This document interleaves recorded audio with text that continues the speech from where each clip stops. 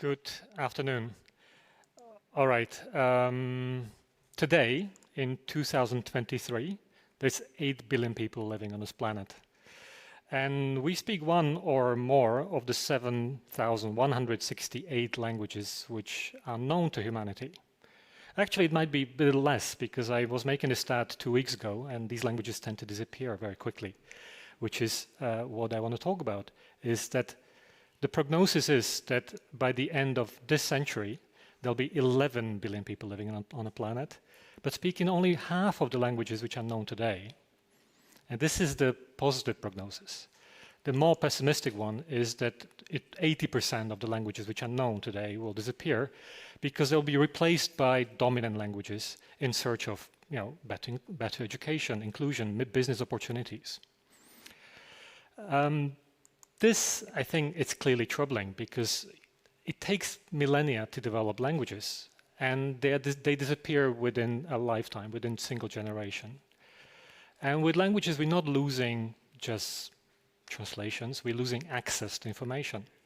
Some information is not available in any other language. Knowledge about plants, about cultures, different perspectives are available only in some languages and not others. And by losing it, this is an irreversible trend.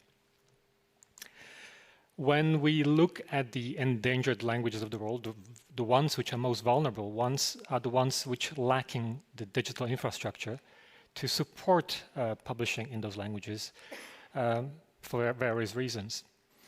And it's complicated because in order to help it, you need different skill set, different knowledge. My own background is in design, so I only fit one category, but in order to make meaningful contribution, you need skills from 3 different disciplines, which are taught at 3 different schools, institutions, so you rarely find individuals or collectives which combine them all. So in order to make contributions, you need to combine design, technology, linguistics, a lot of different, and of course, cultural knowledge. I run a company, it's a private company, it's not an organization, it's not public institution that deals with type design, typography, and a specialty is that we're developing system infrastructure for supporting different world languages. And I'll give you 2 examples today of what this work consists of, because it is at the end very practical. We have a lot of work in India, not only with Hindi, which is the major dominant language, but still spoken only about 30% natively as a first language of India.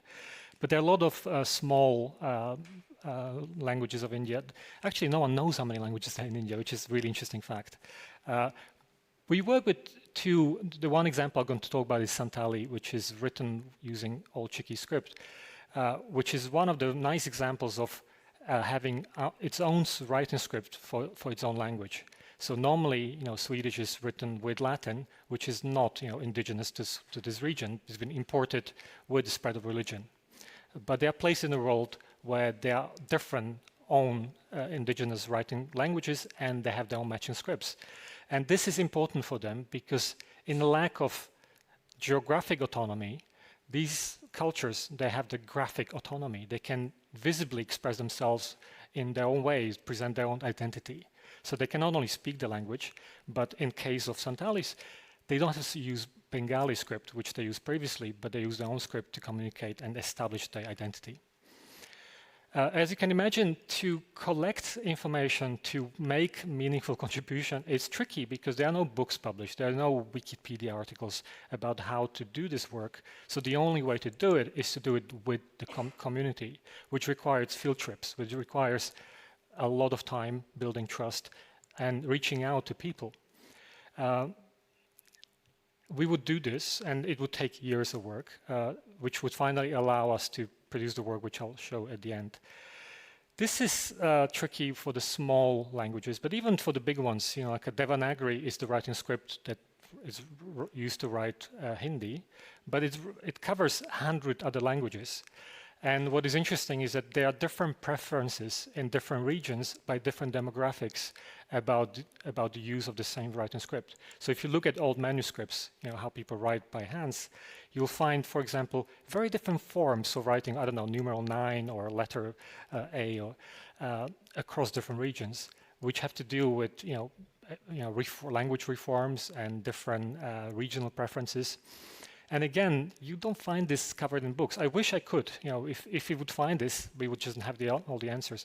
But because we don't, we have to do the research on the ground ourselves, interviewing hundreds and thousands of people to collect the preferences, to understand how readable different forms are, to understand, why they're readable because of, their different people age and geographic preference. When we do research like this, of course, we open source it, because the only way to advance knowledge is when people contribute to this, show what we found out, and which not only makes our own work better, but it makes everyone else's work, who deals in the same field much better. So you would publish recommendations about, what makes some particular forms more suitable for some communities and not for others. And ultimately, we're able to publish systems. So November is a type design system. It's a typeface. It's a series of fonts that cover groups of languages, in this case for South Asia, which is one of the most linguistically diverse places on Earth. And we take each of the writing scripts as seriously as we take our own scripts. So previously, you would probably not find some languages supported, or if you do find them, they would come in one style. We make sure that they come with weight and widths, what people are used to, so they're taken as seriously as we take other languages. So this particular work, I'm standing here presenting alone, but it's been work of over 50 people. There's been researchers, designers, developers, making sure that we can render the languages correctly. And we learn about them, and when we learn about them, we can support them, making sure that your devices support them, so you can do things which you take for granted, sending messages, sending emails, to do it with any other language. I don't have time to go into specifics but details. Again, South Asia is a huge place. It's spoken by 2 billion people, like a home to 2 billion people. If you want to know more, this is a small documentary film about the process of doing it, and then you see the methods and the involvement of community that goes into something like this. The second project which I'll show is the contrast to this. So this is like a huge part of the world living in a fairly small place. Here is a huge place, but very small community of people in a northern part of Canada. People in a province of Nunavut and across Canada. There's the indigenous people who do not use English or do not use Latin script, that they have their own script called the Syllabic. And that script covers not one, but a group of about 40 different languages, in North America. And again, I wish, my job as a designer or type designer was that, design things easily. If you're designing a font for English or Swedish, we just open the font editor and we know what to fill. There are A to Z, and you pre-fill the spots.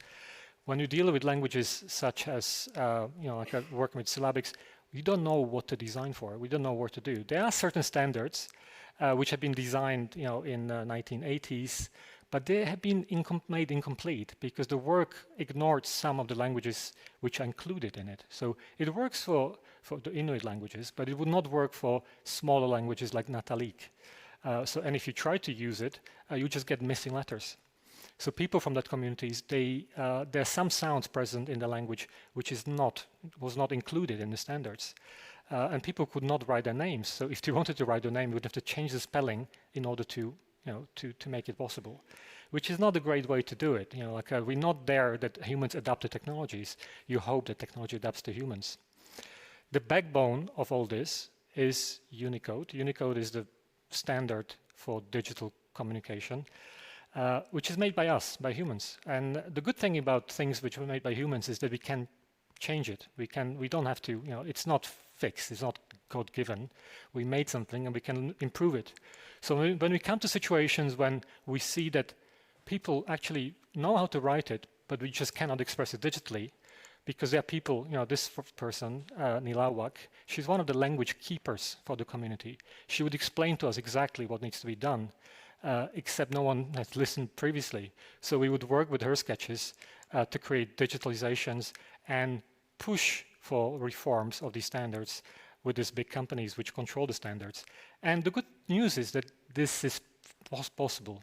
There's no gatekeeping. You know, there's a, with the support of community, and we had the enormous support of people, we would make a case for supporting these languages, revise the standards, bring the missing characters into the standards, which again not only makes our work better, so we can produce fonts, but also makes anyone else's work possible. We continue working in Canada. It's been work for multiple years. One of the work is now in British Columbia, where we revise the representative characters which were misrepresented previously. So we're revising the standards. And again, that creates the reference for others to work with these languages. It makes a visible difference between, you know, what was before, how it is now. And finally, we, you know, only then can produce digital fonts, so you can type your text correctly. And we're pleased that for the first time we could have also secondary text that, you know, can bring the subtlety of language of you know, what we're used to from other languages. It's mainly about accessibility, you know, making language accessible, but also not technical accessibility, also emotional accessibility. These fonts need to look good also, and it's been joy to work with people and who see the excitement that these things can be actually fun to use.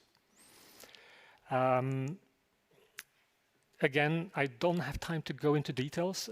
It is pretty much, I think if I could emphasize one thing, is that it is very much work with the communities that make it happen.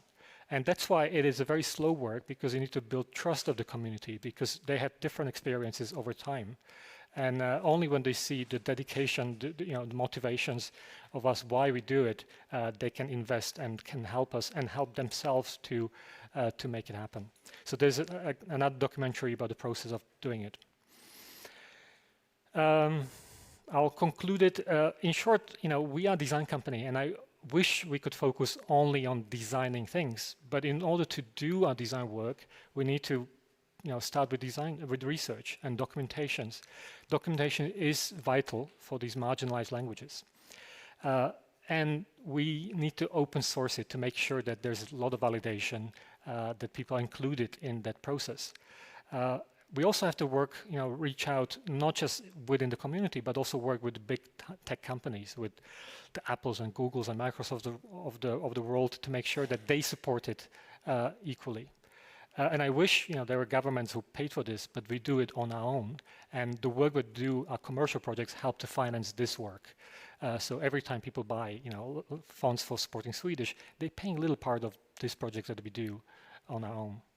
And only then we can design fonts for these languages. Thank you.